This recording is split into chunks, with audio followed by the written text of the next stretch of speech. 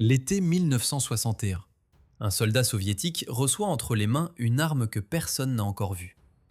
Il ne sait pas encore qu'il tient ce qui va devenir la mitrailleuse la plus redoutée de la seconde moitié du XXe siècle. Copiée, volée, retournée contre ses propres créateurs sur 4 continents. L'été 1941 a changé la guerre pour toujours. Les fantassins soviétiques avançaient en vagues serrées et tombaient par dizaines sous les rafales allemandes. La mitrailleuse allemande MG-34, Maschinengewehr 34, fauchait les lignes d'attaque à plus d'1 kilomètre de distance. La MG-42 crachait 1200 coups à la minute et transformait chaque terrain découvert en abattoir. Les soldats soviétiques l'appelaient la scie d'Hitler, à cause du son caractéristique de sa cadence déchirante, si rapide que les coups se fondaient en un grondement continu. Survivre à cette guerre sans en tirer les leçons eût été une faute impardonnable. Les conclusions furent tirées dès la victoire. Les experts militaires soviétiques démontèrent les mitrailleuses allemandes capturées pièce par pièce et arrivèrent à une conclusion inconfortable. Le concept de mitrailleuse universelle, capable de fonctionner aussi bien sur bipied qu'en position montée, sur affût ou sur véhicule, n'était pas un caprice allemand, mais une nécessité militaire absolue. Jusqu'en 1945, l'armée rouge avait fonctionné avec des modèles spécialisés. La mitrailleuse légère Dekhtiarev, la lourde Maxim, puis la Goryunov. Chacune faisait son travail, mais aucune ne donnait la polyvalence que l'adversaire avait démontrée sur le champ de bataille. L'exigence fut formulée sans détour. La nouvelle mitrailleuse devait atteindre des cibles à 1500 mètres de hausse maximale, s'alimenter par bande, afficher une cadence de tir élevée et peser suffisamment peu pour qu'un seul homme puisse la porter en combat sans perdre sa capacité de manœuvre. Une telle combinaison d'exigences semblait presque impossible à réunir. Le concours fut ouvert au début des années 50. Plusieurs équipes de concepteurs se mirent au travail simultanément. Le premier candidat sérieux fut Grigori Nikitine, un armurier expérimenté qui travaillait en binôme avec Yuri Sokolov. Leur mitrailleuse était robuste, fiable et avait déjà entamé les essais militaires à la fin des années 50. Les militaires étaient globalement satisfaits. La question semblait réglée. Nikitine tenait la tête de la course et personne n'attendait de surprise. La surprise vint d'Ijevsk. Mikhail Timofeyevitch Kalachnikov était déjà une légende à cette époque. Son fusil d'assaut, adopté en 1947, avait réécrit l'histoire des armes légères. Mais Kalachnikov ne s'arrêtait jamais. Alors que le concours pour la mitrailleuse universelle battait son plein, son équipe entra dans la course plus tard que les autres. Les militaires regardaient d'abord cela avec un certain scepticisme. Nikitine était déjà en tête, pourquoi dépenser du temps sur un concurrent supplémentaire? Mais Kalachnikov ne misait pas sur la vitesse, il misait sur la profondeur du travail.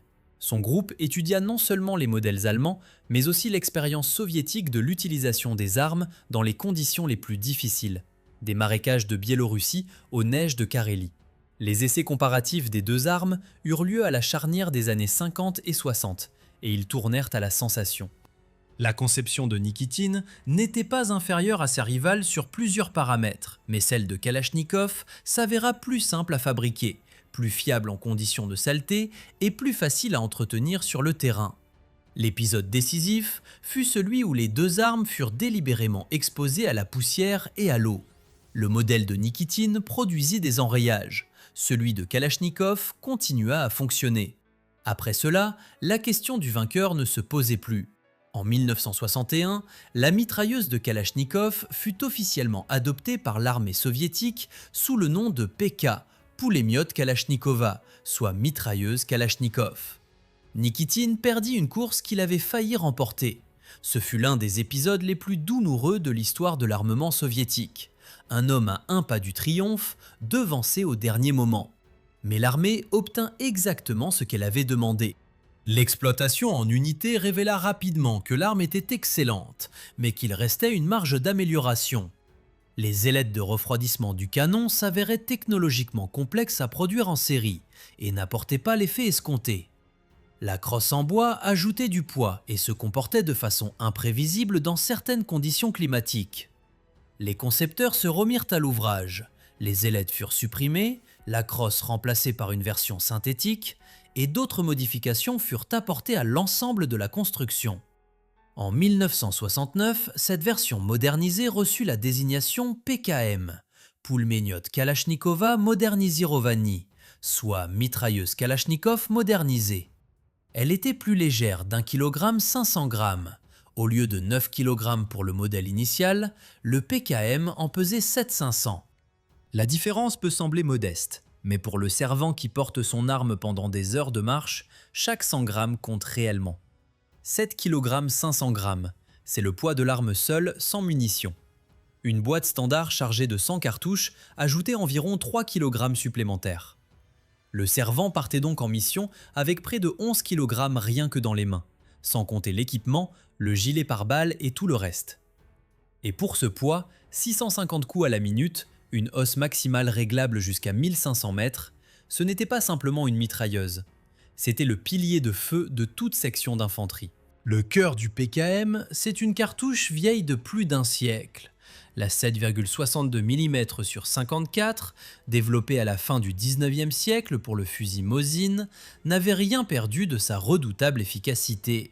À 600 mètres de portée pratique, la balle conservait une énergie létale suffisante pour traverser la plupart des protections individuelles de l'époque. Seuls les gilets pare-balles de niveau 5 ou 6 pouvaient en absorber l'impact. Et encore, le choc cinétique suffisait à projeter un homme au sol, même sans perforation. Les servants chargeaient les bandes en alternant les types de projectiles. 3 ou 4 cartouches standards, puis une perforante, une traçante ou une perforante incendiaire. Cette alternance n'était pas arbitraire. Les munitions spéciales, en brûlant plus chaud, accéléraient l'usure du canon lors d'une utilisation continue, et les espacer permettaient de préserver l'arme sans sacrifier l'efficacité au combat. La mécanique interne du PKM produisait une impression étrange sur les soldats habitués aux fusils d'assaut AK. Ils regardaient l'arme et ne comprenaient pas comment tout cela pouvait fonctionner ensemble. La bande, le couvercle, le groupe culasse qui semblait se mouvoir dans plusieurs directions à la fois.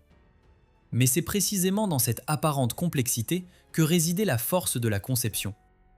Le fonctionnement reposait sur le prélèvement des gaz. Après chaque tir, une partie des gaz de propulsion était captée par un orifice percé dans le canon et dirigée vers un tube situé sous celui-ci.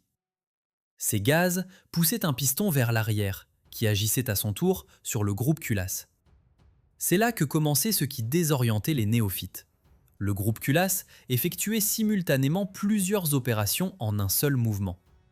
Il extrayait la cartouche suivante de la bande, éjectait la douille tirée et armait le mécanisme de percussion. Tout cela se produisait en une fraction de seconde, sans pièces intermédiaires superflues, dans un enchaînement d'une précision mécanique remarquable. La trajectoire de la douille méritait une attention particulière. Sur le fusil d'assaut AK, la douille est éjectée vers la droite, vers l'avant et vers le haut. Tout tireur ayant manipulé cette arme le sait d'instinct. Sur le PKM, la douille partait vers la gauche et légèrement vers le bas, par une fenêtre ménagée sur le côté gauche du boîtier de culasse. Cette ouverture était protégée par un volet à ressort qui ne s'ouvrait que sous la pression de la douille en cours d'éjection, puis se refermait immédiatement. La solution était élégante et absolument pratique. Le boîtier restait protégé de la boue, de la poussière et de l'eau entre chaque tir. Dans les conditions réelles du combat, où l'arme rampe dans la terre, repose dans la neige ou reçoit la pluie, ce détail n'avait rien d'anodin. Le système d'alimentation méritait lui aussi d'être examiné avec soin. Le PKM utilisait une bande métallique démontable, composée de sections de 25 cartouches chacune. 4 sections assemblées formaient une bande standard de 100 cartouches, logée dans une boîte métallique. Le chargement de la bande se faisait à la main ou à l'aide d'une machine à charger spécifique, qui accélérait sensiblement l'opération. Pour assembler 2 sections entre elles, on utilisait simplement une cartouche de combat ordinaire comme verrou, une solution sans outils, sans pièces supplémentaires, d'une sobriété totale. La bande était disposée en couches dans la boîte de façon à ne pas vriller lors de l'alimentation, afin que chaque coup suive le précédent sans interruption. Un choix de conception fondamental distinguait le PKM de nombreuses autres armes automatiques. Il ne chambrait pas la cartouche suivante en position d'attente. Contrairement au pistolet et à de nombreux fusils d'assaut, le PKM maintenait la cartouche en ligne de chambrée, mais pas encore dans la chambre elle-même.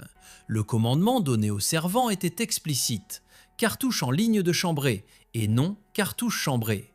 Cette décision était délibérée. Lors d'un tir intense, le canon atteignait des températures critiques et une cartouche laissée dans une chambre incandescente pouvait s'enflammer spontanément, sans même que le percuteur frappe l'amorce.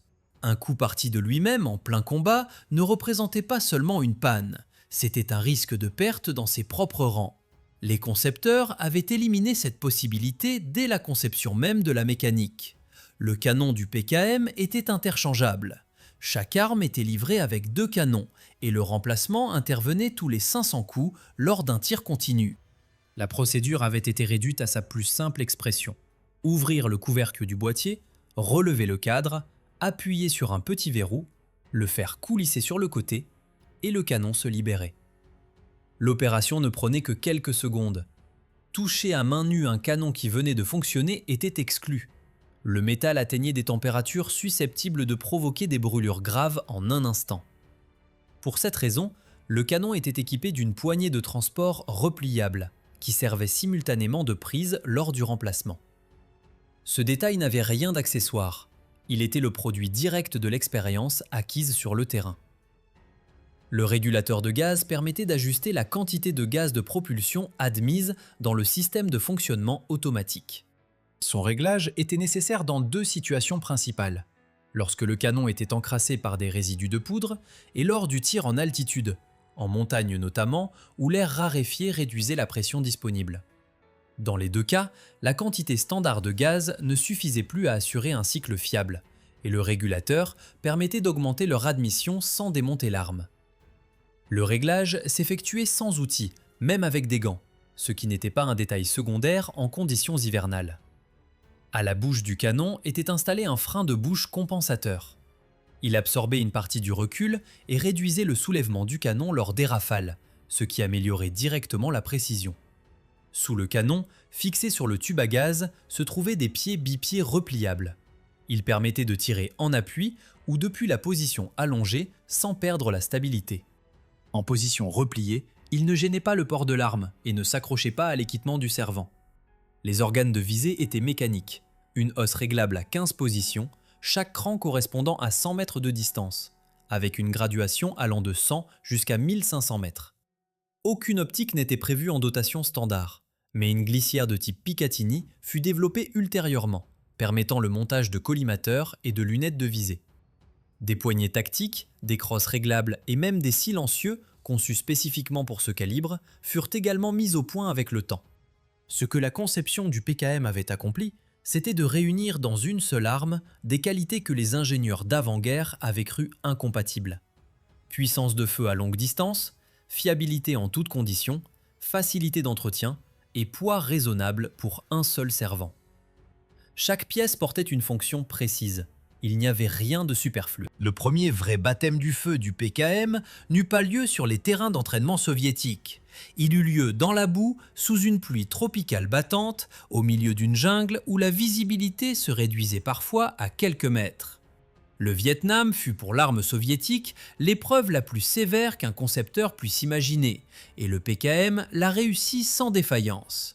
Les unités nord-vietnamiennes et les combattants du Front national de libération du Sud-Vietnam reçurent les mitrailleuses soviétiques au cours des années 60. Les conditions d'utilisation étaient extrêmes. Humidité permanente dépassant 90%, immersion répétée lors du franchissement des cours d'eau, marche de plusieurs heures dans la boue jusqu'aux genoux, chaleur qui déformait le métal et faisait gonfler le bois. Dans ces conditions, de nombreuses armes occidentales commençaient à présenter des problèmes d'alimentation, d'éjection ou de percussion. Le PKM, lui, continuait à fonctionner. Ses servants le nettoyaient sommairement quand ils en avaient le temps, et l'arme répondait à chaque pression sur la détente sans hésitation.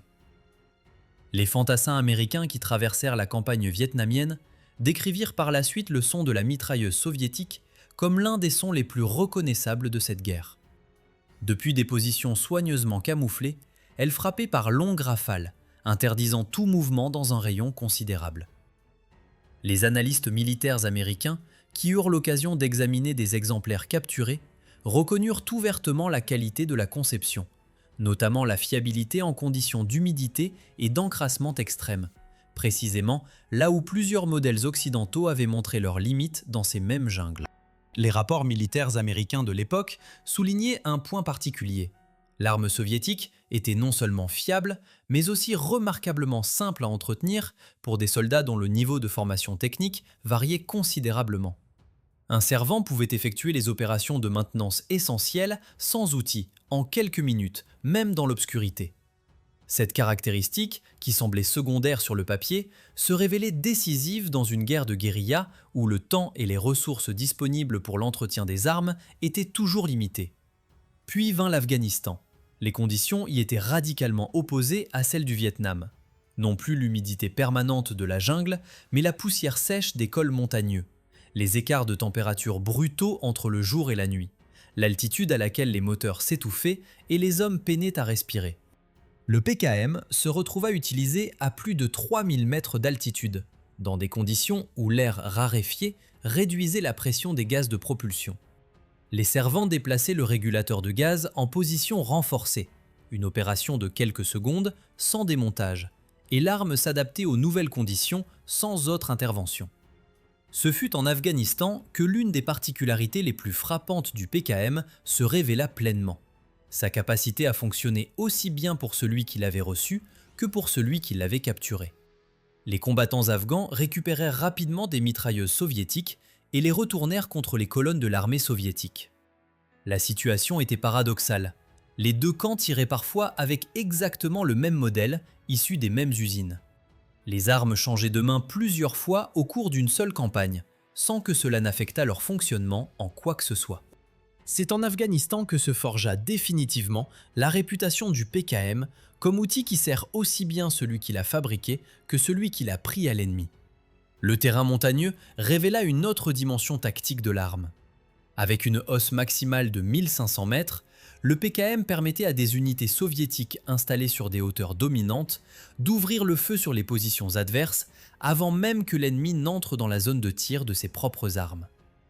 Les servants occupaient les points clés des crêtes et des cols et contrôlaient des portions de terrain considérables. C'est en Afghanistan que se développa également la tactique d'emploi en binôme.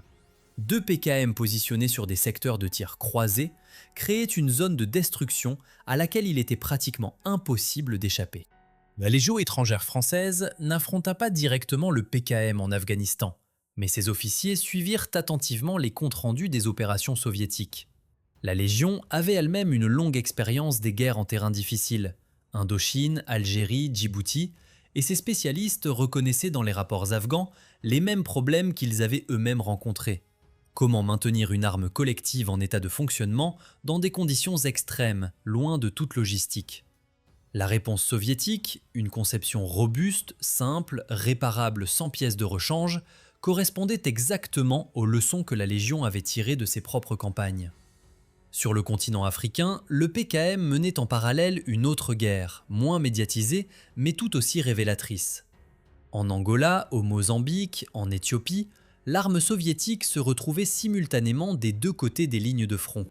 Les livraisons transitaient par des régimes alliés de Moscou, les exemplaires capturés passaient aux factions opposées, et le même modèle finissait par être pointé contre ceux-là même qui l'avaient fourni.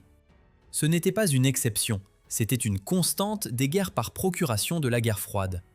L'armement soviétique était tellement répandu qu'il devenait un instrument universel de tout conflit armé, indépendamment des sympathies politiques de ses utilisateurs. Les guerres arabo-israéliennes ajoutèrent un chapitre supplémentaire à cette géographie du PKM.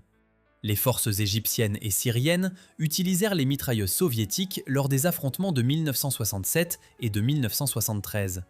Lors de la guerre du Kippour, en octobre 1973, les forces israéliennes capturèrent un nombre important d'exemplaires en état de marche. Plutôt que de les mettre de côté, plusieurs unités israéliennes les intégrèrent dans leur propre dotation, signe que l'évaluation des qualités de combat de l'arme dépassait les considérations politiques. Des rapports militaires israéliens de l'époque mentionnent explicitement la fiabilité et la puissance de feu du modèle soviétique comme des facteurs ayant influencé les choix tactiques sur le terrain.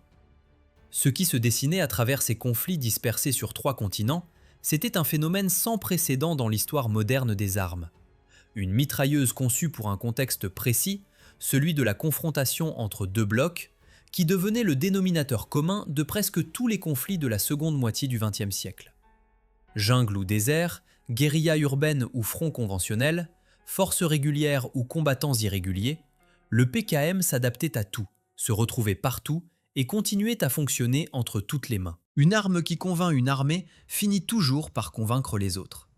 Dès les premières années d'exploitation du PKM, les militaires soviétiques posèrent la question que posent toujours les états-majors face à une conception réussie. Jusqu'où peut-on aller avec cette base ?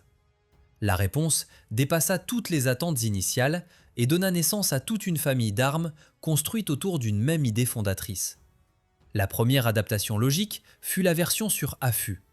Montée sur un trépied pliant conçu par Stepanov, l'arme reçut la désignation PKM-S, Poulemyot Kalachnikova Modernizirovanny Stankovy, soit mitrailleuse Kalachnikov modernisée sur affût. Le trépied était suffisamment léger pour qu'un équipage de 2 hommes puisse le déplacer à pied sur le champ de bataille sans véhicule. En position de combat, il offrait une stabilité que les pieds bipieds ne pouvaient pas atteindre, permettant un tir précis aux distances maximales de la hausse. Pour cette version, une boîte de munitions de 200 cartouches fut développée, le double de la capacité standard. Cela doublait la durée du feu continu sans rechargement, ce qui avait une importance décisive pour les positions défensives. Un équipage pouvait tenir les abords d'une position bien plus longtemps sans interrompre le feu au moment le plus critique. La version pour véhicules blindés suivit rapidement. Désignée PKB, Poulemyot Kalachnikova Bronevikovi, soit mitrailleuse Kalachnikov pour véhicules blindés, elle se distinguait du modèle d'infanterie par son mode de fixation et son système de commande de tir. L'arme était montée sur une tourelle pivotante et pouvait engager aussi bien des cibles au sol que des appareils volants à basse altitude. La crosse et les pieds bipieds, devenus inutiles dans ce contexte, ne figuraient pas dans cette version. À leur place, une fixation rigide sur l'installation et, selon le type de véhicule, la possibilité d'une commande à distance. La version pour char alla encore plus loin dans cette logique d'intégration. Le PKT, Poulemyot Kalachnikova Tankovy, soit mitrailleuse Kalachnikov pour char, reçut un mécanisme de détente entièrement différent. À la place de la poignée pistolet, un électro-détente permettait d'intégrer l'arme au système de conduite de tir du char et d'ouvrir le feu par simple pression d'un bouton sur le pupitre du commandant ou du pointeur. Le canon de la version char était plus épais que celui du modèle d'infanterie, ce qui lui permettait de soutenir un rythme de tir plus intense, sans surchauffe dans un compartiment de combat confiné. Jumelé au canon principal, le PKT fut installé sur les chars des séries T-54, T-55, T-62, T-64 et T-72, ainsi que sur leurs nombreuses variantes. Il devint de fait l'armement secondaire standard du parc blindé soviétique pour plusieurs décennies.